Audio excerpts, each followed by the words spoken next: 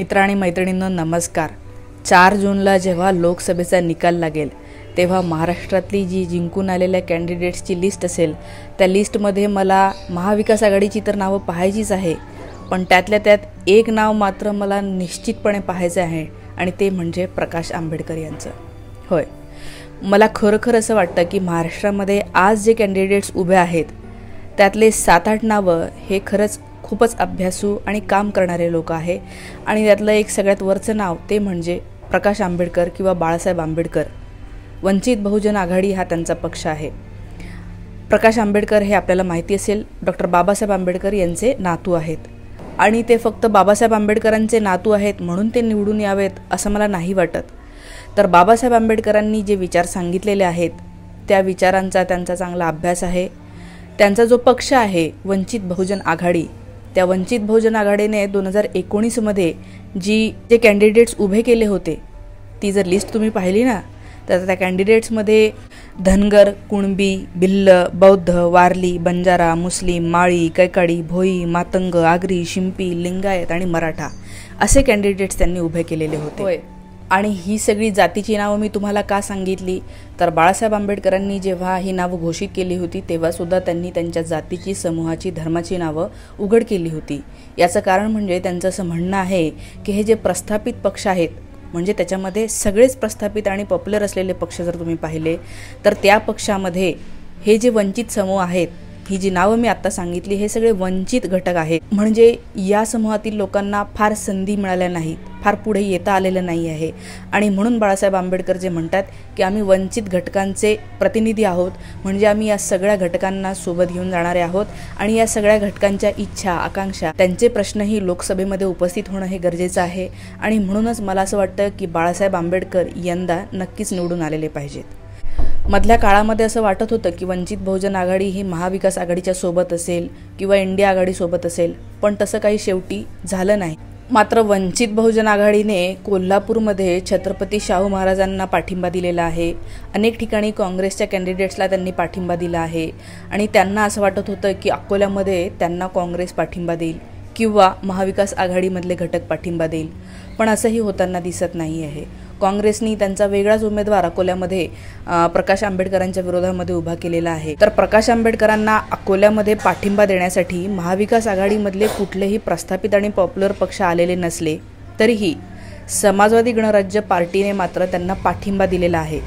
समाजवादी गणराज्य पार्टी आमदार कपिल पाटील यांनी 3 महिन्यापूर्वी सुरू केलेला एक नवीन पक्ष आहे। समाजवादी विचारांवर चालणारा हा पक्ष आहे। आमदार कपिल पाटील हे शिक्षक आमदार आहेत आणि त्यांची सध्या 3री टर्म सुरू आहे। आमदार कपिल पाटील सदनामध्ये जे प्रश्न उपस्थित करतात ते जर तुम्ही पाहिले तर तुम्हाला टायटल्स दिसत असतील त्यांच्या व्हिडिओचे, तर ते इतके महत्त्वाचे आणि मोलाचे प्रश्न असतात आणि खास करून वंचित घटकाच्या विकासाचे ते प्रश्न असतात। त्यामुळे आमदार कपिल पाटील यांना मनापासून असं वाटलेलं आहे की आपण प्रकाश आंबेडकरांना पाठिंबा दिला पाहिजे। आमदार कपिल पाटलांनी शरद पवारांना सुद्धा पत्र लिहिलं होतं 8 दिवसापूर्वी आणि या पत्रामध्ये त्यांनी शरद पवारांना आवाहन केलं होतं की आपण सगळ्यांनी प्रकाश आंबेडकरांना अकोल्यामध्ये तरी पाठिंबा द्यायला पाहिजे। हे सगळं झाल्याच्या नंतर कपिल पाटील प्रकाश आंबेडकरांना भेटण्यासाठी काल अकोल्यामध्ये गेले। कपिल पाटील हे नाव खूपच महत्त्वाचं आणि मोलाचं आहे। ते शिक्षक आमदार आहेत आणि महाराष्ट्रामधल्या सगळ्या शिक्षकांचे महत्त्वाचे प्रश्न त्यांनी उपस्थित केलेले आहेत। आत्ताच त्यांनी जुन्या पेन्शनचा लढा सुद्धा जिंकलेला आहे। तर कपिल पाटील गेल्या काही काळापासून कपिल पाटील कायम महाविकास आघाडीमधल्या लोकांना हे सांगत आहेत की आपण वंचितला एकतर सोबत घेतलं पाहिजे आणि जर त्यांना सोबत नाही घेतलं तर इतर ठिकाणचे VBAचे उमेदवार सोडून द्या, पण अकोल्यामध्ये तरी आपण सगळ्यांनी प्रकाश आंबेडकरांना साथ दिली पाहिजे। त्यांचं जिंकून येणं, ते जिंकणं आणि त्यांनी लोकसभेमध्ये प्रतिनिधित्व करणं हे खूपच महत्त्वाचं आहे। आमदार कपिल पाटील काय म्हणतात हे तुम्हाला या व्हिडिओमध्ये दिसेल। महाराष्ट्र हा फुले शाहू आंबेडकरी विचारांचा मानला जातो। कोल्हापूरची जागा काँग्रेसने छत्रपती शाहू महाराजांचे वंशज शाहू छत्रपती महाराजांना ती जागा सोडलेली आहे आणि म्हणून त्यांना पाठिंबा द्यावा अशी भूमिका सुरुवातीलाच प्रकाश आंबेडकरांनी घेतली। महाविकास आघाडीतला तिढा सुटण्याच्या दृष्टीने त्यांनी उचललेले महत्त्वाचं पाऊल असं मी मानतो। शाहू महाराजांच्या बाजूने उभा आहे। अशा वेळेला डॉक्टर बाबासाहेब आंबेडकरांचे नातू प्रकाश आंबेडकर यांना सुद्धा काँग्रेसने आणि महाविकास आघाडीने पुढाकार घेऊन स्वतःहून पाठिंबा दिला आणि संविधान वाचवण्याची लढाई असेल तर संविधान ज्यांनी दिलं त्या भारतरत्न डॉक्टर बाबासाहेब आंबेडकर यांचे नातू प्रकाश आंबेडकर यांना आपण पाठिंबा दिला पाहिजे।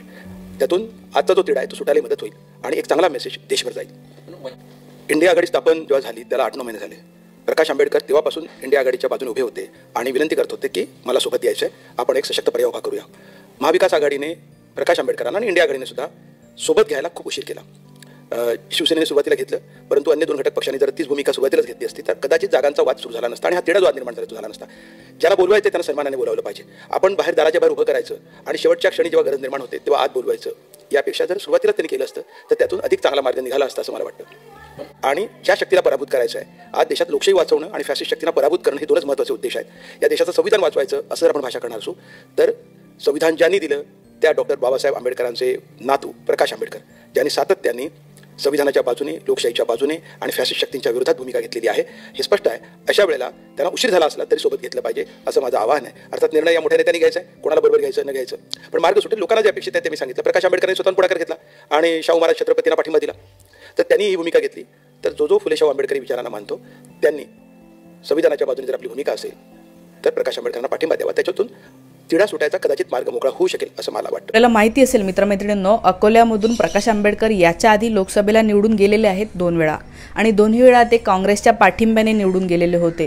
पण यावेळेला मात्र काँग्रेसने त्यांच्या विरोधातच वेगळा एक उमेदवार उभा केलेला असल्यामुळे मतांचं विभाजन होऊ नये अशी भीती मलाही वाटते, कपिल पाटील साहेबांनाही वाटते आणि अनेकांना वाटते. त्यामुळे खरोखर मला सुद्धा असं वाटतं की अकोल्यामधली जी जनता आहे त्यांनी प्रकाश आंबेडकरांचा विचार करावा. प्रकाश आंबेडकरांची भाषणं उपलब्ध आहेत, तुम्ही जर पाहिलं तर त्यांचा या सगळ्या गोष्टीचा अभ्यास आहे आणि असे अभ्यासू लोक लोकसभेमध्ये जाणं, त्यांनी आपलं प्रतिनिधित्व करणं, आपले प्रश्न मांडणं हे खरोखर खूप गरजेचं आहे. काही लोकांना असं वाटतं की वंचित बहुजन आघाडी हा छोटा पक्ष आहे, त्यांची काय ताकद असेल. तर तुम्हाला माहिती नाही, 2019च्या निवडणुकामध्ये वंचित बहुजन आघाडीला एकूण 37 लाख मतं म्हणजे जवळपास 7%, महाराष्ट्राच्या एकूण मताच्या 7% मतं पडलेली होती. आता तर त्यांची पॉवर अजूनच वाढलेली आहे. शिवाय ते मोदींच्या विरोधात बोलत आहे आणि आता महाराष्ट्रामधली सगळी लाट ही मोदींच्या विरोधातलीच लाट आहे. आणि 2019ला प्रकाश आंबेडकरही उभे राहिलेले होते पण ते पडले. 19 साली वंचित बहुजन आघाडीचे प्रकाश आंबेडकर, काँग्रेसचे हिदायत पटेल उभे होते आणि बीजेपीचे संजय धोत्रे उभे होते. संजय धोत्रे निवडून आले. आणि यावेळेला जर तुम्ही प्रकाश आंबेडकर, काँग्रेसला पडलेली तेव्हाची मतं आणि संजय धोत्रे यांना तेव्हा तर चांगली मतं पडली होती, पण आता मोदी विरोधी लाट असल्यामुळे त्यांची ही मतं कट होणार. तर काँग्रेसनी जर प्रकाश आंबेडकरांना पाठिंबा दिला तर नक्कीच प्रकाश आंबेडकर जिंकून येतील. याशिवाय वंचित बहुजन आघाडीने नुकताच त्यांचा मॅनिफेस्टो म्हणजे निवडणुकीचा जाहीरनामा प्रसिद्ध केला आणि त्यातल्या खूप गोष्टी महत्त्वाच्या आहेतच. त्याच्या 2-4 गोष्टी महत्त्वाच्या त्या म्हणजे शेतकऱ्यांना हमीभाव देणार, MSP देणार असं ते म्हणालेले आहेत. शिक्षणावरचा खर्च जो आता सरकार शिक्षणावर एकूण GDPच्या 3% सुद्धा खर्च करत नाही, 2.6 काहीतरी तो आकडा आहे. तर प्रकाश आंबेडकर म्हणाले की शिक्षणावर आपण GDPच्या 9% इतका खर्च करणार आणि हा खूपच चांगला आपण म्हणूया निर्णय होईल जर ते सत्तेमध्ये आले तर. कापसाला 9,000 पर्यंत हमीभाव देणार, सोयाबीनला 6,000च्या वर हमीभाव देणार, अशा काही खूप महत्त्वाच्या गोष्टी त्यांच्या जाहीरनाम्यामध्ये आहे. त्यामुळे मला मनापासून असं वाटतं की वंचित घटकांचं प्रतिनिधित्व करणारे आपले प्रकाश आंबेडकर जे अभ्यासू आहेत लोकसभेमध्ये त्यांनी नक्कीच जावं.